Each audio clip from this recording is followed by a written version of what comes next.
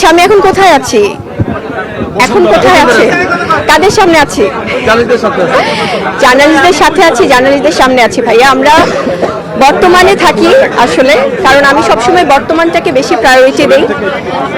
ভবিষ্যৎ নিয়ে আমরা কেউ কিছু বলতে পারি না, কারণ আমি আপনাদের মানুষ। আমি সবসময় আপনাদের কাছাকাছি থেকেছি, আপনাদের পাশে থেকে আপনাদেরকে ভালোবেসে আপনাদের সাপোর্ট নিয়ে কাজ করেছি।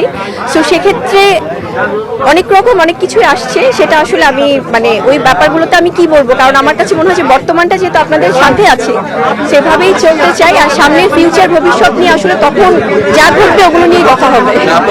একটা সিনেমার প্রযোজক বললো যে আপনি নাকি আপনার বিরতি নিচ্ছেন এবং কাজ করবেন না, শিডিউল পাওয়া যাবে না। আল্লাহ আল্লাহ, না না না না, একদমই না ভাইয়া, কারণ আপনারা আমার পরিবার, আমার সাংবাদিক ভাই বোনেরা, আমার এই ফিল্ম ইন্ডাস্ট্রি, আমার সমস্ত পরিচালক প্রযোজক সবার প্রতি আমার সেই দায়িত্বশীল ব্যাপারটা আমার আছে এবং আমি রাখতে চাই।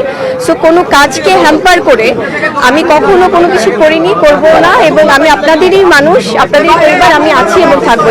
এই জন্য আমি একটু আগেই বলছিলাম ভাইয়া যে আমরা বর্তমানটা নিয়ে বাঁচি। বর্তমানে আমি যেহেতু আপনাদের মাঝে আছি, আপনাদের সাথে আছি, সো এটা নিয়ে থাকি। অনেক গুঞ্জন, অনেক রকম অনেক কিছু আসছে, যেটা হয়তো বা সময়ের সাথে সাথে আপনারাই জানবেন, আপনারাই বলবেন যে আপু এমনটা শুনেছিলাম, এমনটা তো না, আবার এমনটা হয়েছিল, ওটা তো মিলেছে। সো ওগুলো হবে কিন্তু সময়ের সাথে সাথে সবকিছু ক্লিয়ার হয়ে যাবে ইনশাআল্লাহ।